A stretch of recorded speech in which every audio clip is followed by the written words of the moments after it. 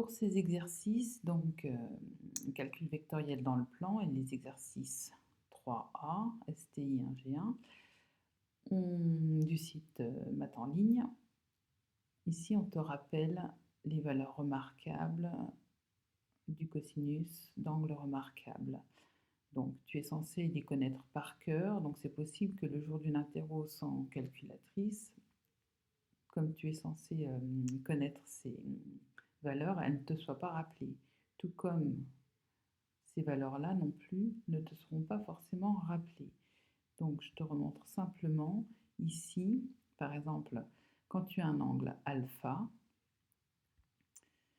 donc l'angle alpha qui est ici, là dans le cercle trigonométrique, on a un angle orienté.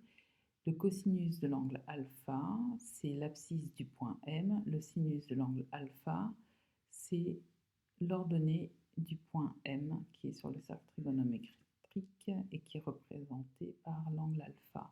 Quand tu as deux angles opposés, donc si tu as l'angle alpha qui est ici, l'angle opposé il permet d'obtenir le point qui est ici sur le cercle trigonométrique, et tu vois que le point M et ce point, ils ont la même abscisse, donc le cosinus de deux angles opposés, ils sont égaux, et les sinus de deux angles opposés, ils sont opposés. Si on regarde maintenant des angles supplémentaires, donc si on a l'angle alpha qui est ici, l'angle pi moins alpha, c'est un angle qui est supplémentaire avec l'angle alpha, puisque pi moins alpha plus, donc l'angle pi moins alpha plus l'angle alpha, ça nous donne l'angle plat, l'angle de pi radian.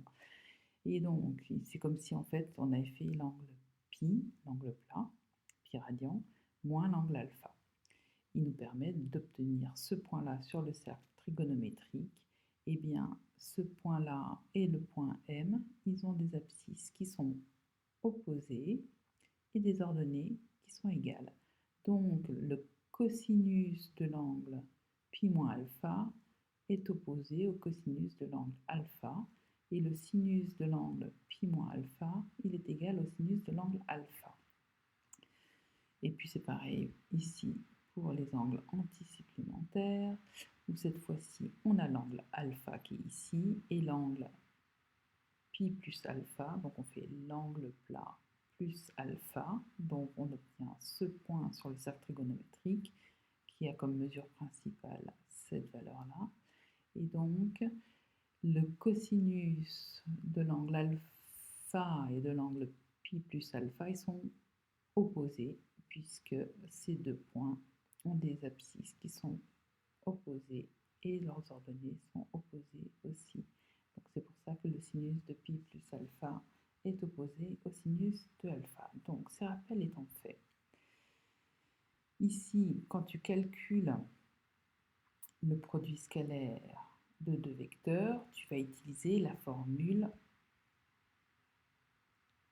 qui est donnée avec la définition, puisqu'on te donne la norme du vecteur U, la norme du vecteur V et l'angle formé par ces deux vecteurs. Sur le site Math en ligne, les angles ne mettent pas le symbole qu'on a mis nous dans le syllabus, mais c'est pas très grave puisque je te le dis maintenant. Et donc, tu précises bien, quand tu fais tes calculs, tu écris quelque part la formule que tu utilises. Donc moi, je l'ai écrite ici, et à partir du moment où je l'ai écrite ici, je sais que dans ce document-là, je vais l'utiliser. Donc tu l'écris au moins une fois, cette formule, pour indiquer l'endroit où tu l'utilises. Donc dans l'exercice 3A1, tu vas l'utiliser, tu n'as plus qu'à remplacer. Donc la norme de U c'est 4, la norme de V c'est 3. Ici on a le cosinus de pi sur 4, et le cosinus de pi sur 4 c'est radical 2 sur 2.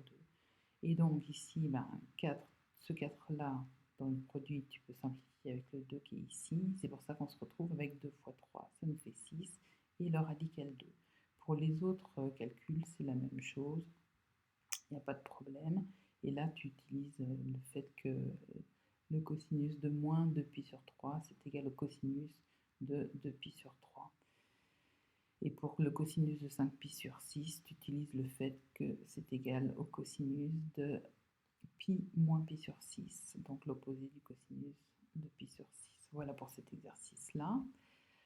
Qu'est-ce que je voulais te dire d'autre? Ah oui, donc dans l'exercice 3A2, c'est la même chose. On va encore utiliser la formule qui est donnée ici, la définition. Et donc ici, il faut juste repérer que pour trouver la norme des vecteurs, en fait, ici, on t'indique qu'on a 8 unités de longueur. 1, 2, 3, 4, 5, 6, 7, 8. 8 unités de longueur. Et donc, si on regarde, la norme du vecteur V, puisqu'ici, en fait, c'est des cercles concentriques, le vecteur V, il est ici. Donc, il a une norme qui est égale à 2. Le vecteur W, il est ici, donc sa norme, elle vaut 1, 2, 3, 4, 5, 6, 7. Donc tu sais que la norme du vecteur V vaut 2, la norme du vecteur W vaut 7. Donc tu sais déjà que tu vas avoir 2 fois 7. Et ensuite, avant de calculer le cosinus de cet angle, il faut déterminer cet angle-là.